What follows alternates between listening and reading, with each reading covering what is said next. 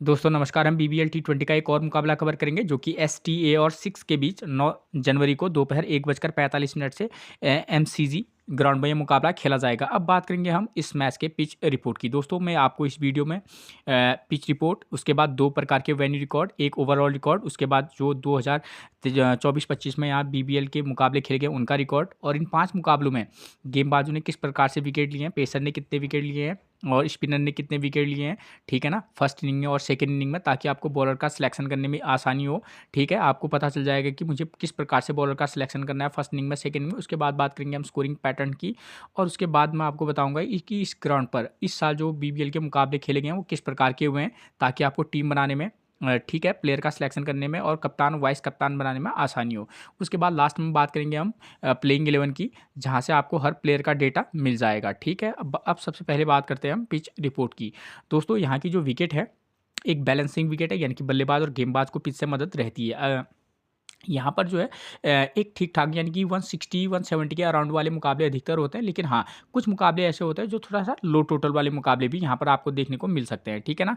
अगर मैं बात करूँ बल्लेबाजों की, तो यहाँ पर बल्लेबाज के लिए ठीक कंडीशन रहती हैं, ठीक है? चाहे फर्स्ट इनिंग हो या सेकंड इनिंग हो, आप यहाँ पर मिडल ऑर्डर और टॉप ऑर्डर दोनों प्रकार के प्लेयरों को पिक करके चल सकते हैं, उन प्लेयरों की फॉर्म के बेस पर, ठीक? अगर बात करें गेंदबाजी सेक्शन की, तो यहाँ पर गेंदबाजों में फर्स्ट इनिंग में थोड़ा-सा ज़्यादा विकेट गिरते हैं। आप इस बात को ध्यान में रख के चलिएगा कि फर्स्ट इनिंग में थोड़ा-सा विकेट ज़्यादा गिरते हैं और सेकंड इनिंग में थोड़ा-सा कम, ठीक है? पेसर और स्पिनर दोनों को पिच से मदद रहती है, लेकिन पेसर हमारे लिए इंपॉर्टेंट रोल प्ले करेंगे, ठीक? स्पिनर भी विकेट लेते हैं, लेकिन 1 से 2 विकेट लगभग-लगभग, ठीक है? एक टिप्स जो मैं आपको हमेशा देता हूँ, अगर आपको समय पर पिच रिपोर्ट नहीं मिल पाती है, तो कप्तान टॉस जीतने के बाद क्या कर रहा है, पहले बैटिंग कर रहा है या बॉलिंग कर रहा है, आप उसके डिसीजन को अपना आधार बनाकर भी टीम में प्लेयर का सिलेक्शन कर सकते हैं। अगर कप्तान टॉस जीतने के बाद पहले बैटिंग करता है, तो आप समझ सकते हैं कि इसका मतलब ये है कि बैटिंग फर्स्ट के लिए अच्छी कंडीशन है, सेकंड इनिंग में टफ रहेंगी। अगर वो पहले बॉलिंग चुनता है, इसका मतलब कि फर्स्ट इनिंग में बल्लेबाज के लिए टफ कंडीशन निश्चित तौर पर रहेंगी, ठीक है? ये तो एक आइडिया है। उसके बाद टीम क्या करेगी, ये तो वक्त बताता है दोस्तों। उसके बाद बात करेंगे वेन्यू रिकॉर्ड की। यह है एक ओवरऑल रिकॉर्ड। देखिए, बीबीएल टी20 के टोटल अब तक इस ग्राउंड पर 72 मुकाबले खेले गए हैं, जहां बैटिंग फर्स्ट करने वाली टीम 30 बार, तो वहीं बैटिंग सेकंड करने वाली टीम 41 बार यहाँ अपने मुकाबले जीती है, ठीक? एवरेज स्कोर कितना रहा है, 158 रन का, ठीक है ना? तो इन 72 मुकाबलों में हमको दिख रहा है कि भाई बैटिंग सेकंड करने वाली टीम 41 बार यहाँ मुकाबले जीती है, तो इसका मतलब ये है कि जो टीम बैटिंग सेकंड करेगी उसके जीतने के चांसेस बहुत हाई हाई रहेंगे, लेकिन जीती जाएगी ऐसी बात नहीं है, ठीक है ना? वो तो मैं आपको बताते रहता हूँ, तो टीम पर भी निर्भर करता है और इस ग्राउंड पर किस प्रकार के मुकाबले होते हैं, ठीक है? दोनों टीमों के प्लेयरों की फॉर्म क्या चल रही है, ठीक? अपोजिशन के बैट्समैन किस फॉर्म में है और बॉलर किस फॉर्म में है, ठीक है ना? तो उन चीज़ों को भी ध्यान में रखना पड़ता है, ठीक है? रिकॉर्ड जो मर्जी चाहे शो करे, ठीक है? पर अगर बॉलर अच्छी फॉर्म में है और उसके दूसरे जो टीम है, वहाँ पर उसके बल्लेबाज थोड़ा-सा उतनी अच्छी फॉर्म में नहीं है, तो बल्लेबाजों को दिक्कत आ सकती है। उसके बेस पर भी आपको मैं रिकॉर्ड बताता इसलिए हूँ, ताकि आप एनालाइज़ कर सकें, हाँ भाई, इस ग्राउंड पर इस प्रकार का मुकाबला भी हो सकता है और इन टीमों के प्लेयरों की फॉर्म ये चल रही है, तो मुकाबला ऐसा भी हो सकता है, ठीक है? तो ये चीज़ें रहती हैं, ठीक है? रिकॉर्ड भी यही क्लियर कर रहा है कि भई बैटिंग सेकंड करने वाली टीम जीतने के चांसेस तो काफ़ी ज़्यादा रहेंगे, लेकिन हाँ, गारंटी इस बात की नहीं कि जीती जाएगी, क्योंकि 30 बार बैटिंग फर्स्ट करने वाली टीम भी जीती है, ठीक है? उसके बाद बात करेंगे हम वेन्यू रिकॉर्ड जो बीबीएल टी20 के मुकाबले यहाँ पर खेले गए हैं 2024-25 में।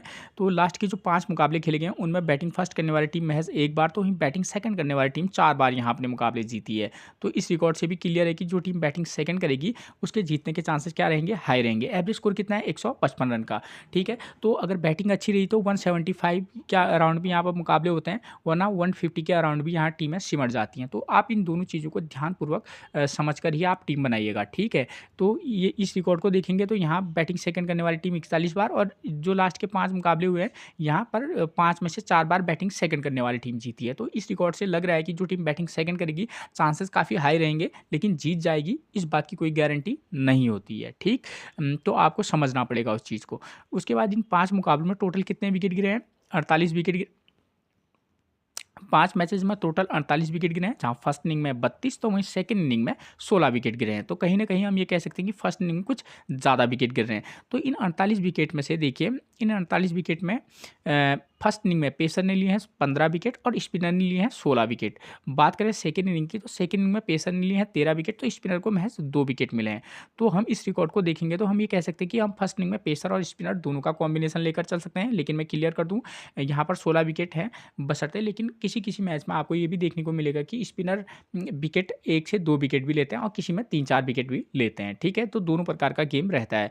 फर्स्ट इनिंग में पेसर और सेकेंड इनिंग में भी हम पेसर को पिक करके चल सकते हैं। ठीक, उसके बाद स्कोरिंग पैटर्न की बात करें तो यहाँ पर अधिकतर मुकाबले जो होते हैं वो 150 टू 170 या 155 टू 175 के अराउंड वाले मुकाबले ज़्यादातर देखने को मिलेंगे। तो आप दोनों के बेस पर, हाई स्कोरिंग और लो स्कोरिंग दोनों के मैच के बेस पर आप टीम बनाकर चल सकते हैं। अब बात करेंगे हम वेन्यू मैचेस की। यह है 4 जनवरी 2025 का मुकाबला है, जहां मेलबर्न रेनिगेट ने फर्स्ट इनिंग में बल्लेबाजी की है, 168 रन बनाए हैं और विकेट कितने गिरे, 7। और मेलबर्न स्टार ने उसको आसानी से क्या कर लिया है, चेज कर लिया है 5 विकेट के नुकसान पर।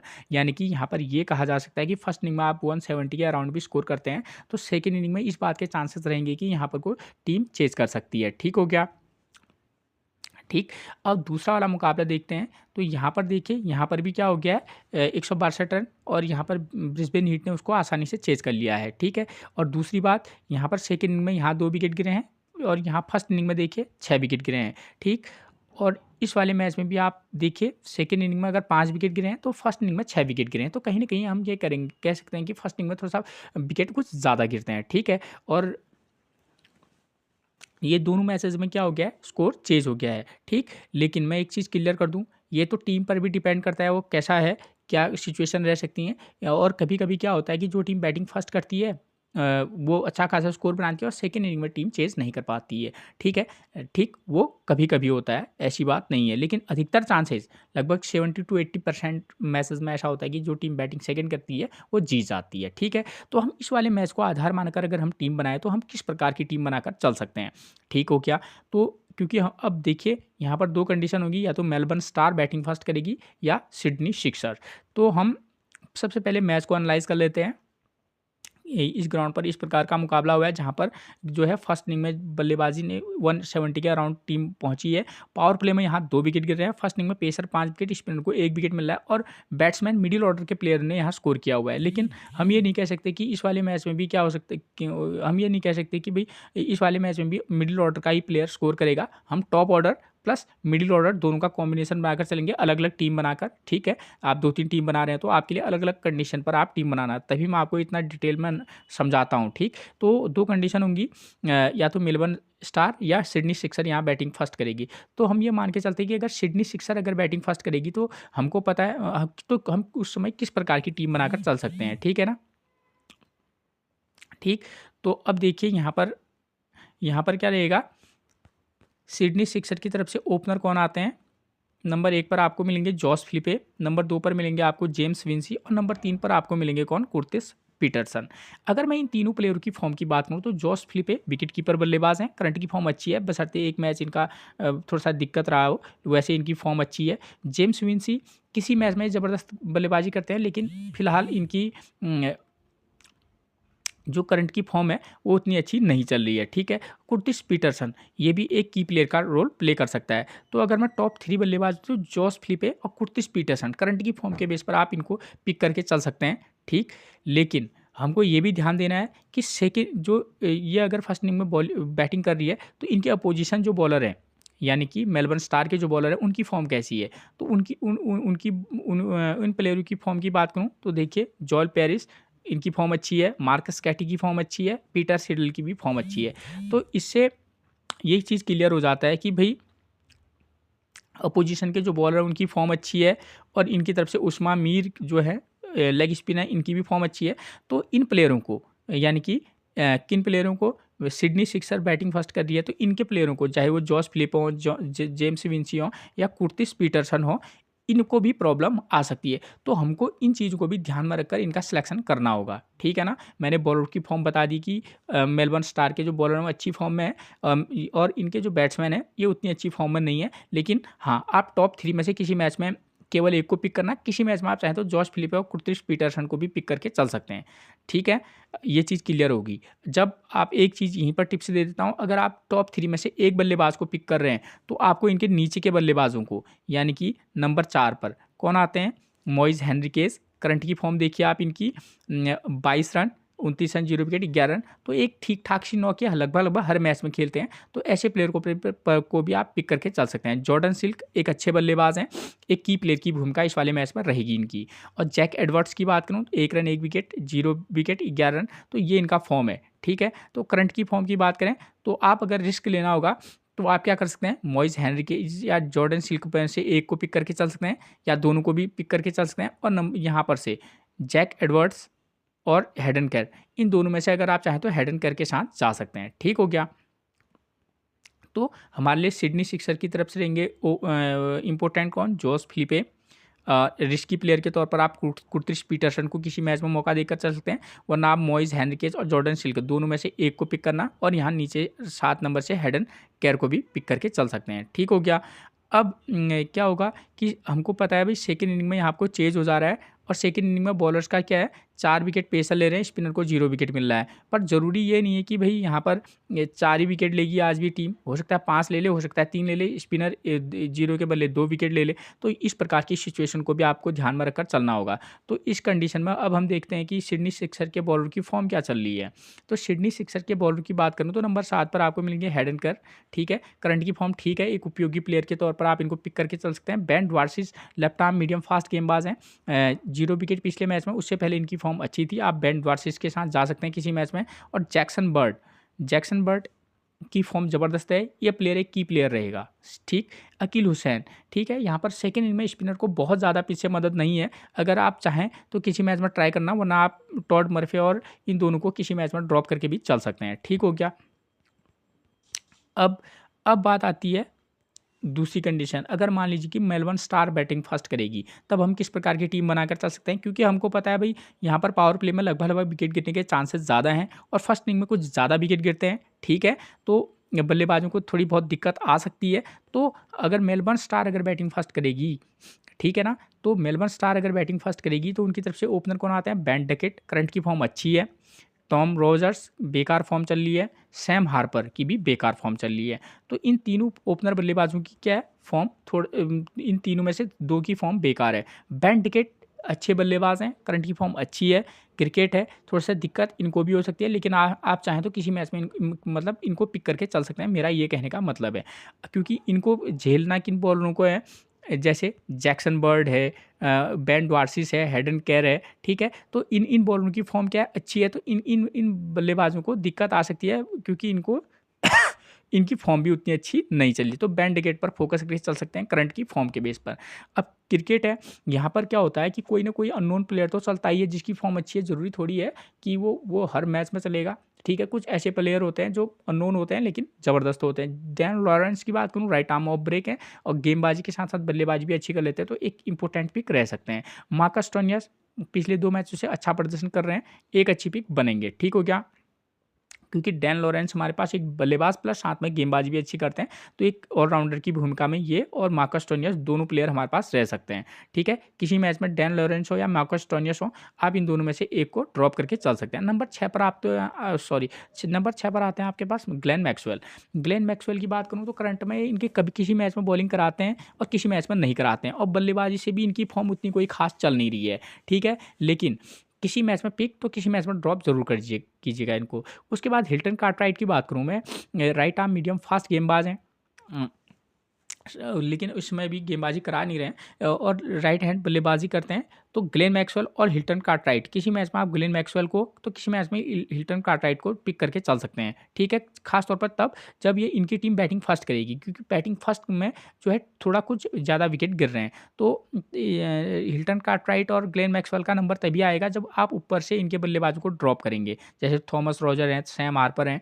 ठीक है, इनको ड्रॉप करेंगे तो ऑटोमेटिकली क्या हो जाएगा, Marcus Stoinis, Glenn Maxwell, Hilton Cartwright को आपको पिक करके चलना पड़ेगा, ठीक है, क्योंकि हमको पता है कि भाई यहाँ फर्स्ट इनिंग में 6-7 नंबर के प्लेयर भी स्कोर कर रहा है, ठीक है। अब कंडीशन यही होगी कि सेकेंड इनिंग में इनकी टीम क्या करेगी, बॉलिंग करेगी, और हमको पता है भाई सेकेंड इनिंग में यहाँ पर चेज होने की संभावना ज़्यादा है, बल्लेबाजी के लिए अच्छी कंडीशन रहती हैं, तो यहाँ पर पेसर को विकेट मिल रहे हैं। तो अब हम मेलबर्न स्टार के बॉलर की बात करें तो वो मैंने आपको बता रखा है, उस्मा मीर है, लेग स्पिनर है, ठीक फॉर्म है, जॉयल पेरिस की भी फॉर्म अच्छी है, मार्कस स्केटी की भी फॉर्म अच्छी है, और पीटर सिडल को भी फॉर्म अच्छी है। तो ऐसे कंडीशन में आप किसी मैच में जोएल पेरिस तो किसी मैच में पीटर सिडल या मार्कस कैटी में से एक को पिक करके चल सकते हैं, क्योंकि हमारे पास अगर Dan Lawrence plus Marcus Stoinis को लेकर चलेंगे तो हमारे पास 2 बॉलर ऑटोमेटिकली मिल जाएंगे, ठीक है, क्योंकि सेकेंड इनिंग में चेज होने की संभावना ज़्यादा है। तो आप ऑलराउंडर के साथ भी जा सकते हैं, ये मेरा एक कहने का मतलब है। फिर अगर आप चाहें तो अलग अलग कॉम्बो पैक बनाकर भी चल सकते हैं, ठीक।